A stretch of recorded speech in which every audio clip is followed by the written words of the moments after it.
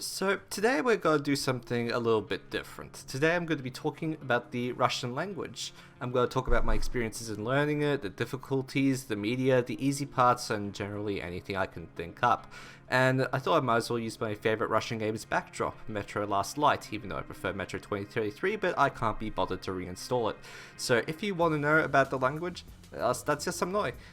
Okay, so I started learning the language around 2002ish during my first year of my biomedical degree. I don't really remember why I started it. It was tough at first. Take note, I'm basically completely self-taught. I had no idea how to learn a language, and since I'm autistic, I didn't get the benefit of knowing how a foreign language works because during my primary and secondary school, everybody that was autistic, we didn't have to do foreign languages. We got that as free time. It was great. I regret that a little bit now, but it was French and German, so who really gives a crap? Okay, so let's talk about the resources that I first used. The very first resource that I used was a site called RussianLessons.net. It's absolutely fantastic. All the lessons are basically 1, 2, 3, 4. They're well structured, and they give you a really good grasp of how the language works at its most basic points. Basically, I absolutely loved it. It gives you a really good grounding, and most of the lines there in Russian have a soundbite you could listen to. Здравствуйте, меня зовут Маша. Мне 18 лет. Я живу в России. To know how it sounds. And once you've done that, once I did that, I went through a Russian grammar, and that was grueling. I just picked up a really big book, and I just wrote down the entire friggin' thing. And the best one that I could recommend is A Comprehensive Russian Grammar by Terence Wade. I think that was the one I used, I can't really remember, but looking at it now on the PDF, it looks pretty good. And that's going to give you a great way to learn the intricacies of a language without actually listening. But, I screwed up because I didn't listen to a lot of the language in the first place. I'm a very grammar-focused person because, well, I'm boring. And if that's not good enough, I would probably suggest picking up something like the new Penguin Russian course, which I've heard is really, really good. Now, once you've gone through all the grammar, the next thing I can suggest is listening to it as much as you can by podcast, radio, and TV. For the podcast, I recommend Очень по-русски, and it is a podcast for idioms and basically just idioms. It's really, really good because... Oh, something fell down. It's really, really good because it comes with a transcript and it's really clear spoken. You can understand everything. It's really, really good. I highly recommend that. I just love it. The next one is radio, and I recommend Echo of Moscow. You go into the interview section, and then you can look through pretty much everything there. There's a really good show called Говорим по-русски, and it's two women discussing the intricacies of the language and difficulties. Or there was another one, Особое мнение, a political show by this woman that talks really, really fast. And the last one, oh god, Star Media YouTube. Oh my god. This basically has a lot of online Russian shows, and I don't know if you've seen Russian TV shows, but they are really, really bad. It's absolute cancer. But the great thing is that they have everything I've listed has Russian subtitles, and you need Russian subtitles because of the way the language works. You can't just look at a word and pick it up. You can't hear it because chances are it's going to be a case or conjugated weirdly, and the simple translator isn't going to tell you how that word is being used. So I highly suggest finding anything you can with the Russian subtitles and just listening to it and writing down new words in its base form, unconjugated, whatever.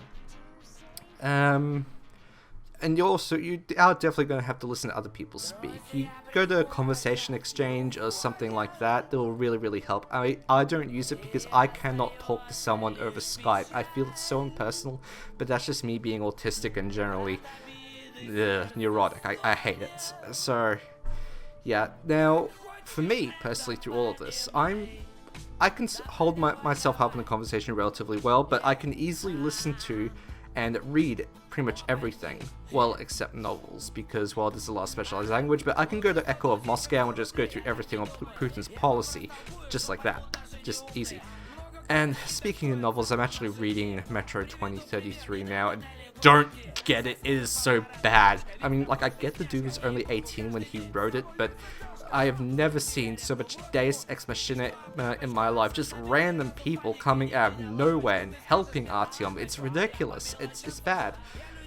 Alright, so let's talk about the easy parts of the language. The first is pronunciation. It is so easy. If anyone says otherwise, they're either lying or they're a moron. Russian is a very phonemic language, and you never need to hear someone pronounce it to know a word.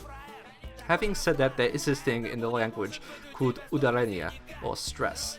Basically, every word has only one stressed vowel, and it makes a vowel strong or weak and changes its value.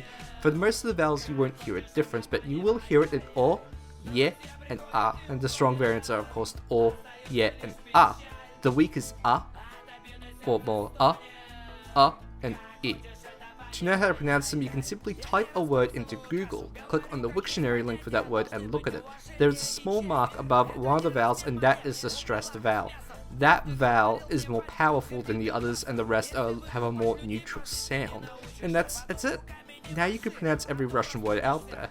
It's very, very simple, and every dictionary out there should have stress marks above every single word. I'm just using this pissy tiny Collins Russian Gem Dictionary, and it is the stress marks above every single word. So yeah, you don't have to stress. I have AIDS. Next up is grammatical gender. Again, this is very easy. The grammatical gender determines how a word is going to be conjugated within the cases, and it is determined by the last letter in the word. This is very, very easy. For masculine words, it ends with a consonant or on this weird thing. For feminine words, it's a or ya, and for neuter, it's o, or, and ye. And this little nasty thing is called the soft sign, and this basically means that's masculine or feminine. And you just have to generally memorize it, but there is a hack that a lot of people won't tell you about, and is that everything that ends in til is mask. Everything that ends in nost and has a fricative soft sign is feminine. Boom, you're done. Easy. And now, we get to the hard stuff. Cases. I am sorry, but there is no other way around this. You're just gonna have to get to it. There's no hacks. You just have to plow through it. You really, really need to figure out how each case works before moving on to the next one. Otherwise, you're just going to get yourself confused. Thankfully, there aren't a lot of exceptions regarding cases, except for really old words. And sometimes the spelling can change when it goes into the plural.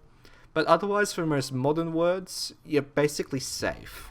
If you conjugate a word 99% of the time, you will be correct.